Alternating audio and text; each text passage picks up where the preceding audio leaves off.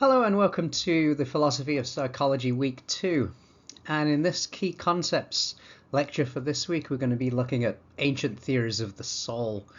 Our reading for this week is on Plato and Aristotle, and we're going to look at their accounts of the soul, their theories of the soul this week. We'll be looking at more ancient theories next week.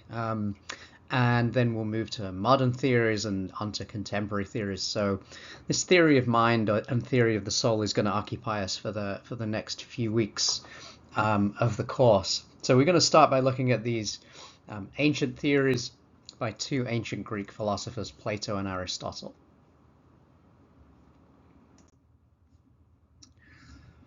So Plato was around 2,500 years ago, roughly. Was born in around 428 BCE, or BC if you prefer, and died in 348 BC or BCE. So he was alive during the classical age of Athens, and he was a student of Socrates. And in fact, everything that Plato writes is actually features Socrates as a kind of main character in his dialogues. He wrote dialogues rather than sort of books, texts, and Socrates is sort of the main character in the dialogues.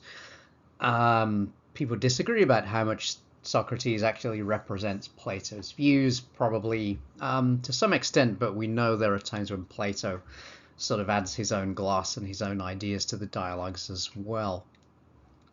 He founded the Academy, which was an ancient philosophical school in Athens at the time, and the Academy lasted for hundreds of years after his death.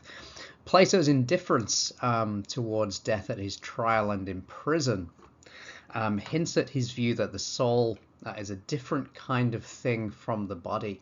So we notice that's a sort of distinctive thing about Socrates, his indifference towards death, and he's seemingly he's very kind of blasé about the whole thing because he thinks, well, it's not me that dies, it's just my body. My soul is not corporeal, it's not made of material stuff, so when I sort of decay and when I die, my soul is not sort of part of that process. My soul will sort of survive in another realm. So that's a kind of what we would call a dualism, a sort of distinction between the material part of us, our sort of body or our physical selves, and our minds or our soul, as Plato refers to it as a kind of different, a substance of an entirely different nature, so not made of physical stuff like the rest of reality. The word for the soul in both Plato and Aristotle is psyche. And of course, this is where we get our contemporary word psyche, and of course, where the word psychology itself comes from. And there's a sense in which Plato himself is really the world's first psychologist, sort of delving into these questions of mental life and the sort of relations between our sort of mental attributes and how they work together and sort of how they conflict and so on. So we'll take a look at his theory, and then we'll take a look at Aristotle as well.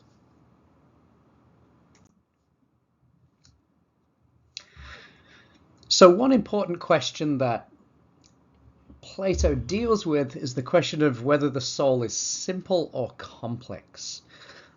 Is it made of parts, or is it sort of unified? Is it one thing, or is it different parts? Plato suggests a rule to determine if there are in fact different parts of the soul.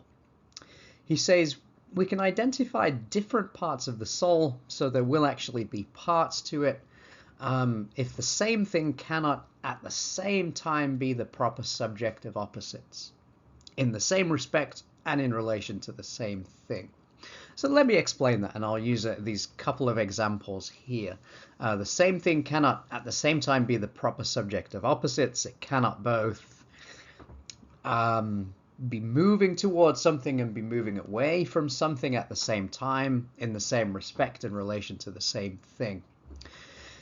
It's often said that the man, so we have a picture here of a man waving his arms. So he might be said to be in motion in one respect, in that he's sort of waving his arms around, but it might also be said to be at rest because his lower body is presumably not moving. It's just his arms that is moving. So here we have a sense in which somebody seems to be at rest and in motion at the same time. So is this like a counterexample? Does this tell us that things can be the sort of proper subject of opposites? Somebody can be at rest and in motion at the same time. But in fact, no, this doesn't hurt the claim at all, because we can say very clearly that part of him is moving, his arms are moving, and another part of him is stationary, right? His legs are not moving. So it's not the same thing that's moving and is stationary. These are different things. His arms are moving, the rest of his body is stationary. So we need to sort of identify different sort of parts of the soul. We need to identify something where in the same respect, right, things can be the proper subject, things cannot be the proper subject of opposites. And if we find those things that are opposites in the same respect, we know we've got different parts of the soul. A spinning top, the second picture here, it might be said to be at rest and in motion at the same time, same as the man waving his arms. It's at rest in the sense that it doesn't incline, right? It keeps its sort of regular, stable inclination. It doesn't sort of incline one way or the other. But it's also in motion in that it's spinning. So again, we could say, well, it's a proper subject of opposites. It's at rest and it's in motion at the same time. But in fact, that's not in relation to the same thing, right? It's in motion in that it's spinning, and it's at rest in that it doesn't incline, right? So neither of these two give us a real sort of counterexample to this rule that says if we can distinguish something that is a sort of opposites, if we can distinguish a movement towards and against, or a sort of motion and rest at the same time in the same respect in relation to the same thing, right, then we'll have identified two different parts, right, two different parts of the thing.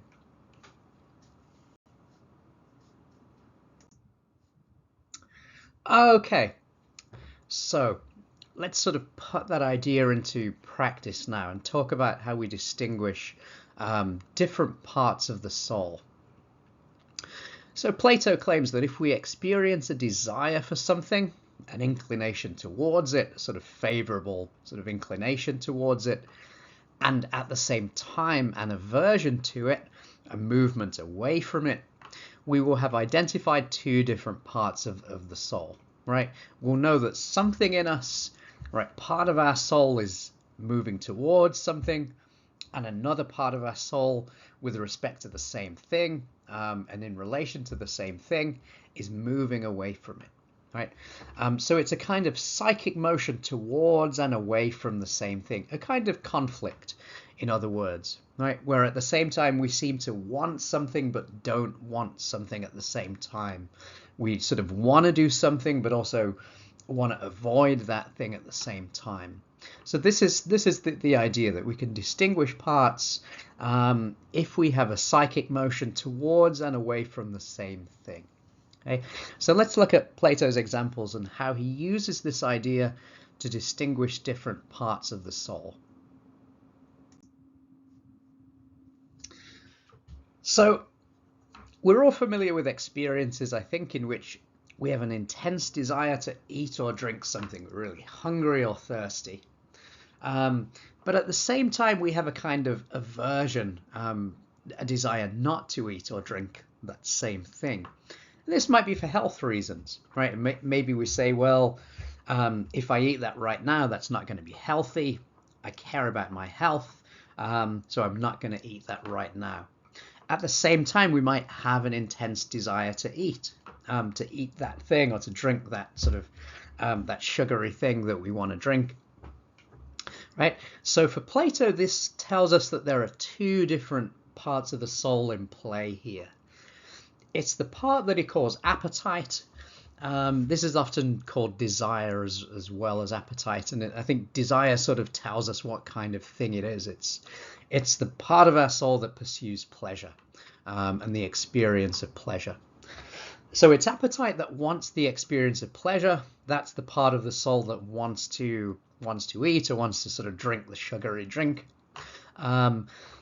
Excuse me, and it's reason that reminds us of our long-term interests. So it's reason that looks out for our long-term interest in our health, our long-term interest in our well-being, and our satisfaction. And these two things come into conflict when we want to consume something, but also there's a reason for us to avoid it. So here we see the emergence of two parts of the soul, appetite and reason, in these kinds of conflicts. Now, Plato argues that there's a third part of the soul as well. He calls that third part spirit. And it's interesting to see in this passage of the Republic from Book 4, or Chapter 4 of the Republic, where this idea emerges. And it deals with this character, Leontius, who was going up from the Piraeus under the outside of the North Wall when he noticed corpses, dead bodies lying by the public executioner.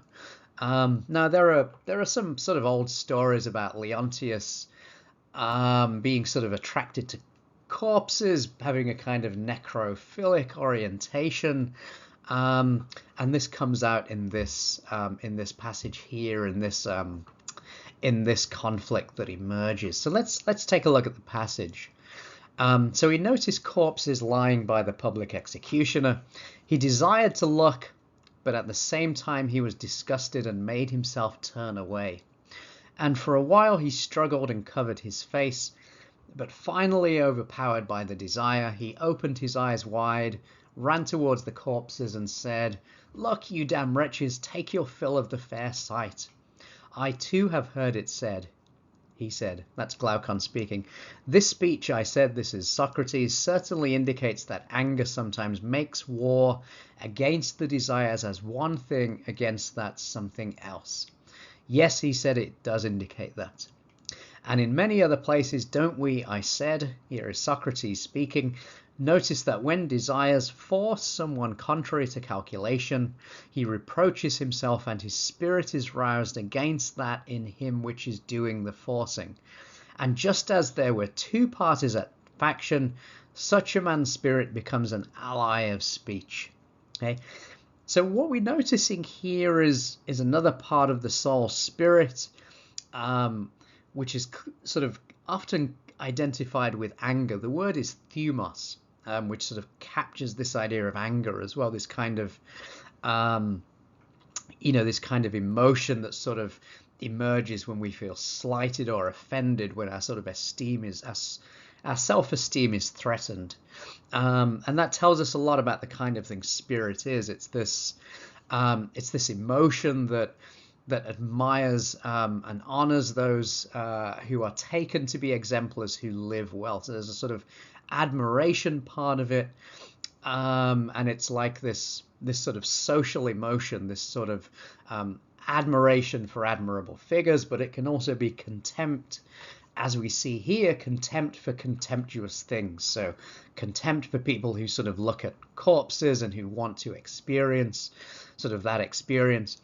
And we see here in the passage when Plato talks about desire forces someone contrary to calculation, what's going on here is that appetite, so his appetite is trying to look at the corpses. That's sort of the desire that wants to look at the corpses. He wants to take pleasure in looking at them. But his reason here lies with spirit, and spirit is offended by this desire. It's sort of contemptible. Right? It's not a desire that's sort of socially recognized and rewarded. So spirit is indignant about this desire and about this Leontius's sort of desire to look at the corpses. So his spirit is kind of roused, and his spirit allies with reason to try and sort of prevent him from looking at the corpses. Eventually that alliance fails, and he does go and look at the corpses. But that's what Plato's talking about here. It's making common cause. So spirit and reason are sort of allying here, and that's sort of that's Plato's sort of model for how the soul should work, the sort of healthy arrangement of the soul. I think we can see sort of an example of this in, think of something like rubbernecking on the highway as well, where sort of, when people go past an accident and sort of part of us wants to sort of stop and look, but I think we recognize as well, there's part of us that sort of recognizes something shameful in that, and sort of in the desire to stop and look, and we feel something shameful and contemptuous in that desire, and at the same time we don't want to look. So we sense that conflict between our spirit and our desire, or our appetite. Appetite and spirit are in conflict in those kinds of situations. So spirit is about what kinds of behavior are respectable and worthy of esteem and which are not. And it seeks to distinguish itself by earning admiration and esteem from others. So this can be disruptive, right? If there's a lot of conflict and competition around esteem, and people are always fighting on the basis of esteem. But it's also the faculty that admires and honors those who are exemplars, those who are taken to live well. So the question is whether spirit will honor those who genuinely deserve to be honored. And that's sort of the key question for the health of the soul. So reason and spirit, how do we distinguish those? So this comes to pass in this passage here in the Republic, where Plato quotes a passage of Homer here, and it's from the Odyssey. When Homer says of Odysseus, he smote his breast and reproached his heart with word. Right. So he's trying to sort of calm his spirit here. His reason is trying to calm his spirit. And in recognizing that conflict, we see the sort of, we see reason and spirit as sort of separate things that can come into conflict. The reference is to a time when, the reference in this passage to a time when Odysseus, who's returned from the Trojan War, sees one of his maidservants giggling as she goes outside to be with the suitors of Penelope. The suitors have come because they think Odysseus is never going to return, so they're sort of they're trying to sort of win the hand of Odysseus, his wife. Odysseus is outraged and he wants to punish them immediately, right? And I think we all recognize this moment. Our anger is raised and we want to act on it immediately. But Odysseus manages to control his anger by his reason, saying, be still, be quiet, right?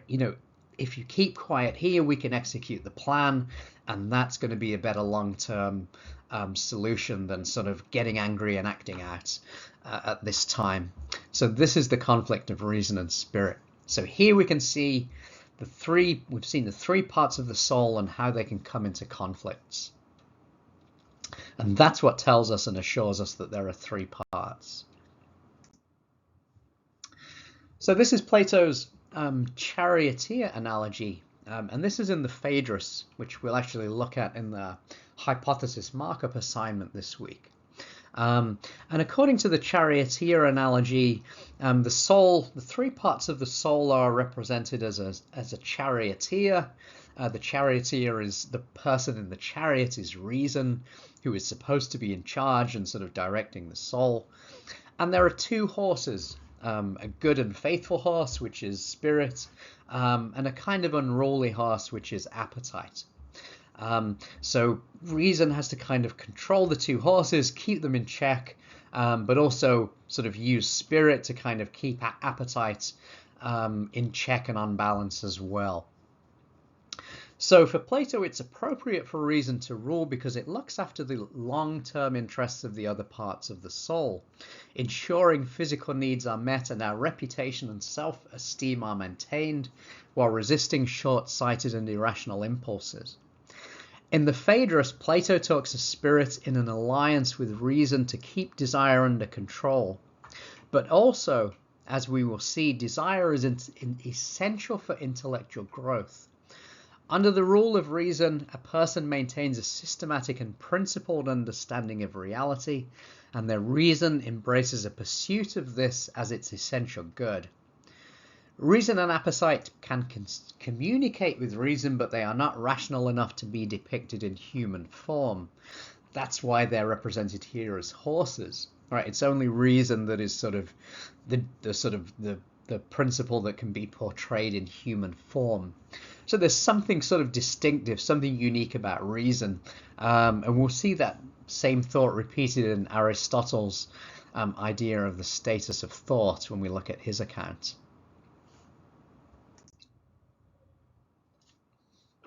So the soul becomes disordered for Plato when appetite or desire becomes the ruler in the soul. Reason and spirit are reduced to pursuing and valuing only what appetite itself wants, pleasure, which is pleasure or wealth. So this is typically what happens in Plato's sort of example of a disordered soul. Right? One of the other parts of the soul becomes the ruler, and then what happens is it sort of confines the other parts of the soul to serving its own needs. So instead of looking out for sort of the long-term interests of the self, reason is enslaved and becomes confined to identifying opportunities to pursue pleasure or wealth, because that's what appetite wants. So reason is confined and enslaved and sort of robbed of its usual function of looking after our long-term good. Spirit is also enslaved because it identifies self-esteem and pride and social recognition exclusively with accumulated wealth or pleasure. So it doesn't sort of take the kind of moral attributes of self-esteem and pride, but focuses exclusively on accumulating wealth and pleasure. Those are the things that it takes to be sort of worthy and to deserve self-esteem. And so spirit is also enslaved by desire. So the disordered soul is a kind of hierarchy where one of the parts other than reason, which is not supposed to, one of the parts that are not supposed to rule, become the ruler and then sort of distort the other parts to serve their own purposes. Now, part of Plato's theory as sort of an essential sort of aspect of how it works is this governing dualism between the soul and the body. And body and soul belong to fundamentally different parts of reality. The body uses the senses, the sense of touch, of sight, of hearing, etc., to gain knowledge about the world. But the soul is able to use thought and reasoning to know ideas or forms. Okay? Ideas or forms are sort of non-material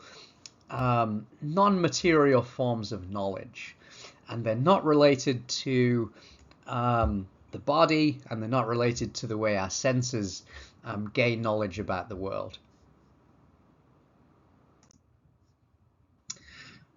So according to Plato, the world we live in, the sort of material world, is a poor imitation of the real world, the theory of forms or the sort of world of forms or ideas. Our world is constantly changing, and we rely on our senses to understand what is going on. So, for example, you are not the same person you were 3 hours, 3 years, 3 seconds ago. Our cells are changing and ideas flit through our minds constantly. So what Plato associates with the material world is this constant change, constant becoming, constant sort of transition. Nothing is permanent, nothing is itself the same over time. So Plato was sure that the real world is outside of this material one we live in. This real world is unchanging and eternal. It contains ideas, fundamental truths, where there are perfect forms of the things we know on earth, right? So all the sort of, we might sort of draw a triangle in the material world, but it's not going to be an exact triangle. If we draw it, it's going to be imperfect, right? So the only perfect triangle is the idea, the very idea of a triangle itself, which contains the idea of three sides and angles adding up to 180 degrees, right? So the idea of a triangle is the perfect triangle. All real triangles are sort of imperfect because they're sort of part of material reality. And that goes for sort of every idea. Every idea, every form is perfect. And the things we encounter in the material world are simulacra or copies of those perfect things, poor imitations of those perfect things. Now, Plato seems to think that the soul can be separated from the body. He sometimes uses myths about reincarnation to emphasize this difference. So he talks about souls being sort of, coming down from heaven and being sort of dropped into bodies and then sort of enlivening bodies. He also suggests that the soul survives the death of the body. But it's not entirely clear what survives, given that, as we've seen, appetite and spirit both seem to have kind of physical, material aspects. What is it exactly that survives? Is it just reason? Is it a part of the soul? Is it the whole soul? So, as we will see, Aristotle will criticize this aspect of Plato's account, that soul and body are separable.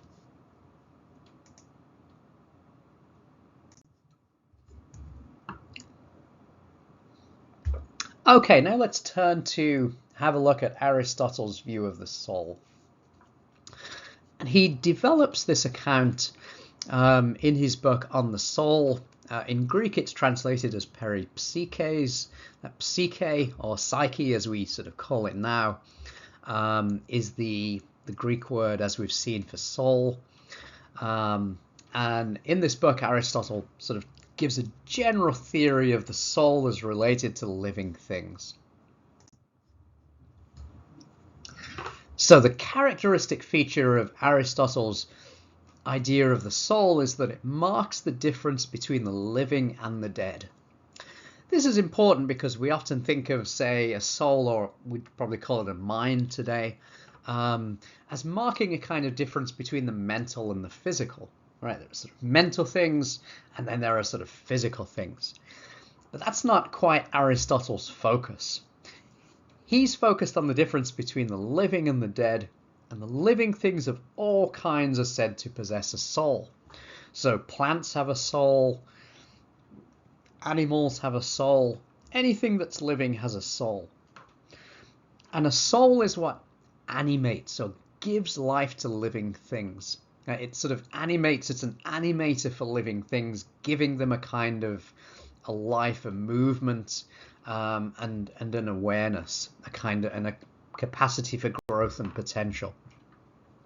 So it's related to living things, and it marks the distinction between the living and the dead. But what exactly is a soul?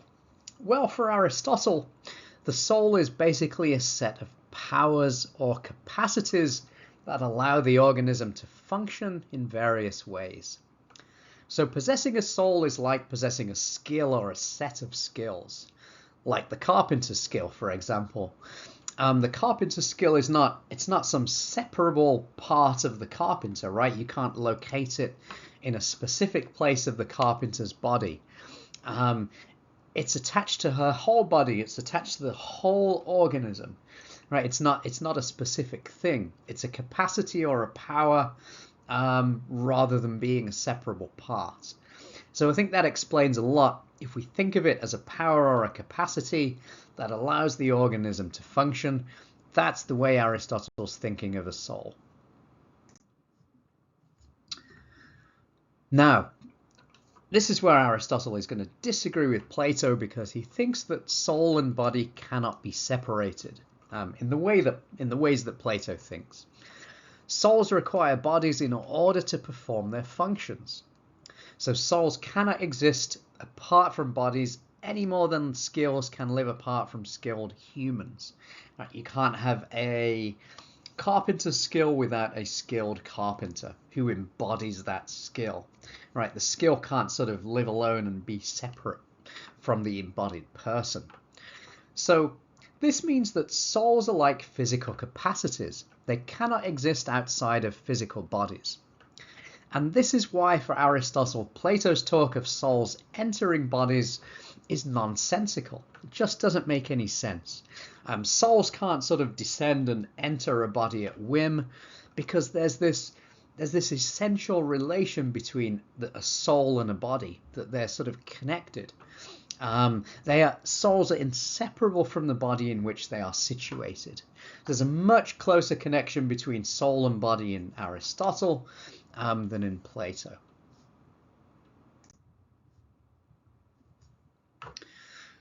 Now, a question we might want to ask here is, if souls are not separable from bodies, can they be explained in purely material or physical terms? Well, Aristotle says no. Living things are not simply aggregates of material stuff. They have a principle of unity, and that principle is the soul. Right? So they're not just material things, they're not just sort of or aggregates of material stuff. They provide something different which material or physical things cannot provide. They provide the structuring principle of unity. So living things, in contrast to in contrast to non-living things, are self-moving, what we call teleological, which means goal-directed systems. They pursue goals or ends, and they are self-motivated. They don't require something external to sort of make them move. So this requires a unifying principle, not reducible to the material elements. And for Aristotle, that principle is the soul.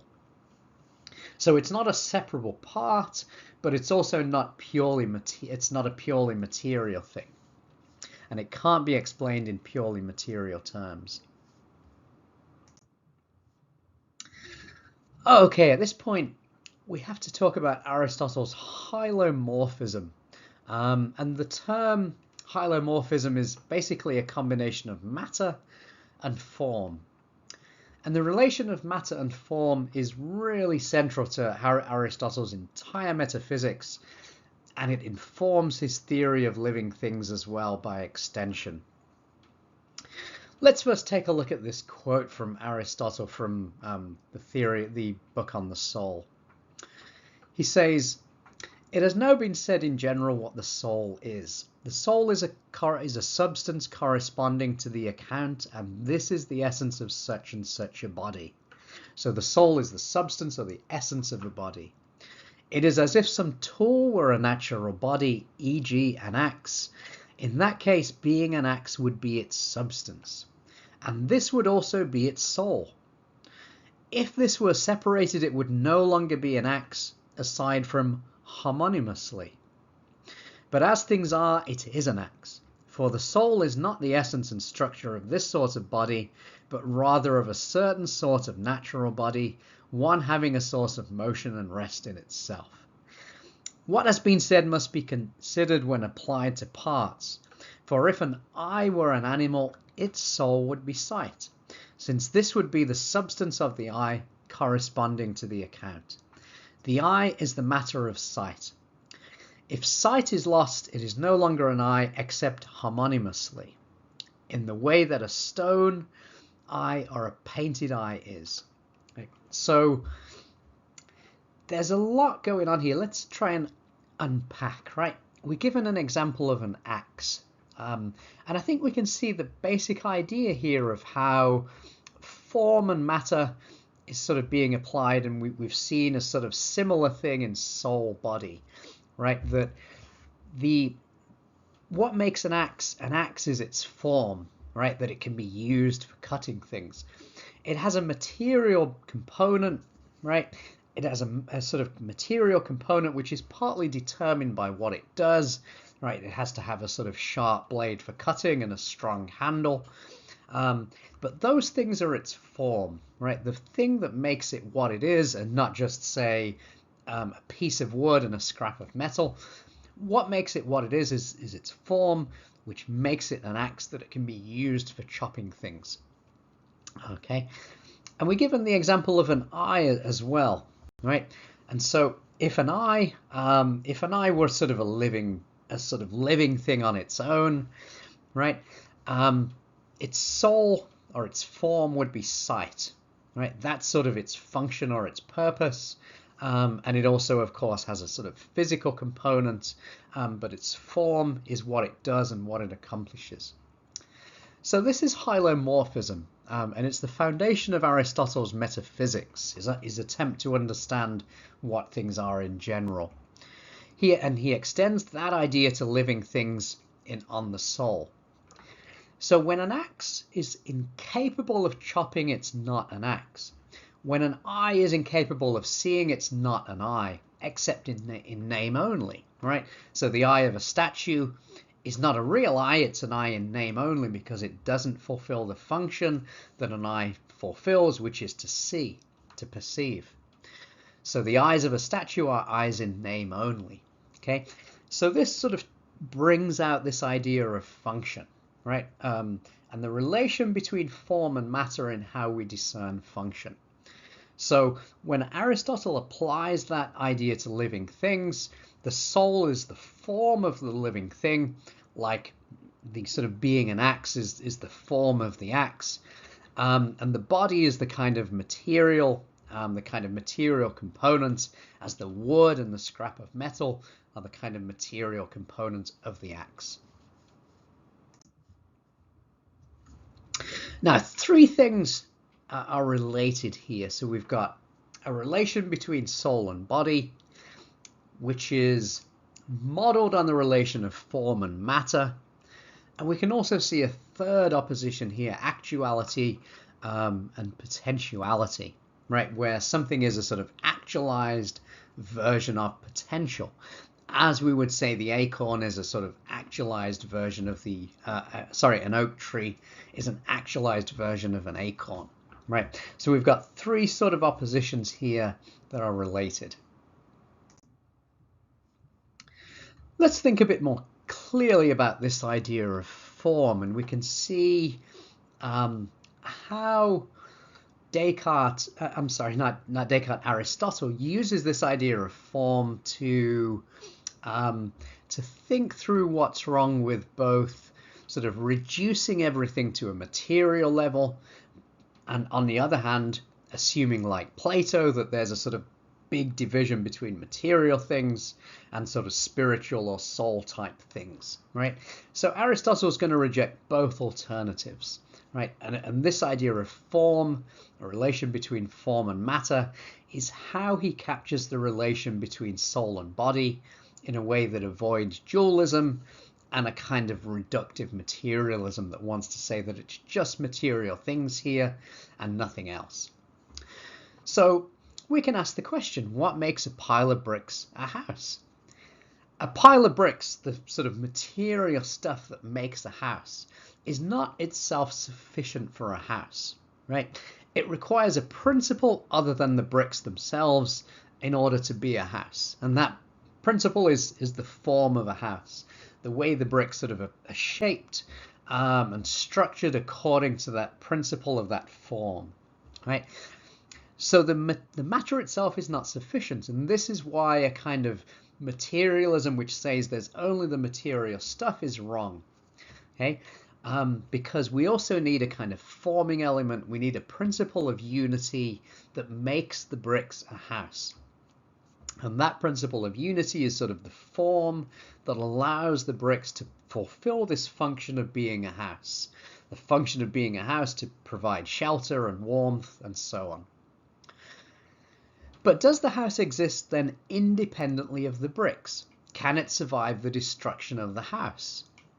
Well, obviously not, right? Once the house is destroyed, once the bricks are destroyed, once the bricks have been sort of, destroyed and burned and crushed, the house will cease to exist. And in that sense, dualism is wrong too. It's wrong to assume a separation of soul and body. form and matter cannot be rigidly separated because the constitution of a living body, or any other body, is necessitated by its form. The house just is the arrangement of its bricks. It's not a separable thing. So we can see where Aristotle is coming from when he rejects the separability of soul and body as we see on Plato's account.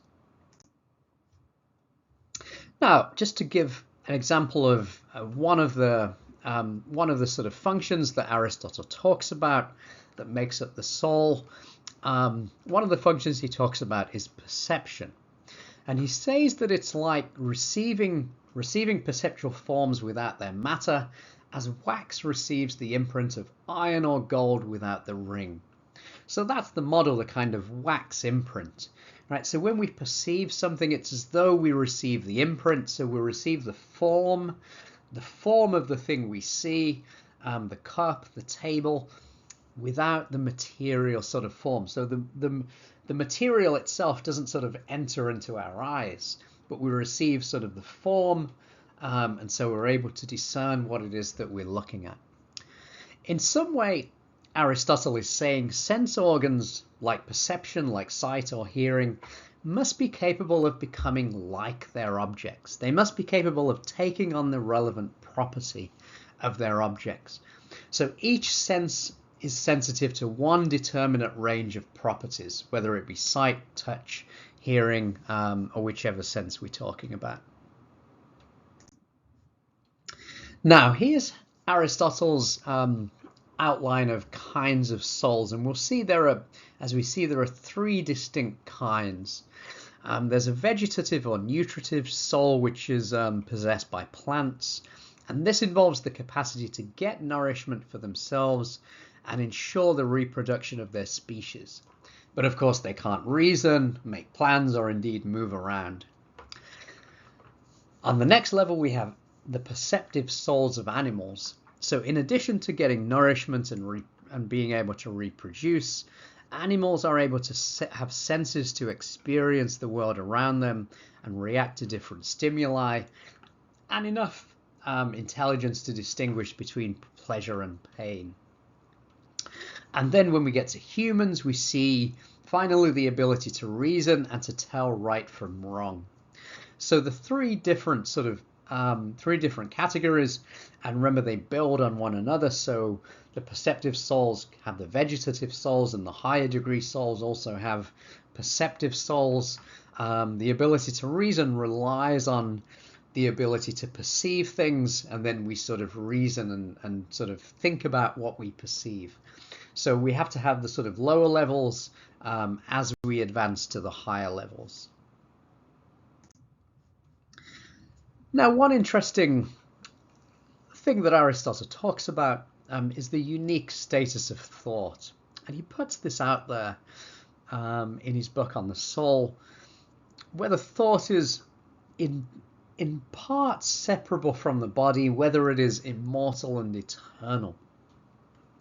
Now, why does he say this? He talks about this thing called the active intellect, which he distinguishes from the kind of passive part of our intellect. And the active intellect, he says, produces all things. It is in essence activity. It's always thinking.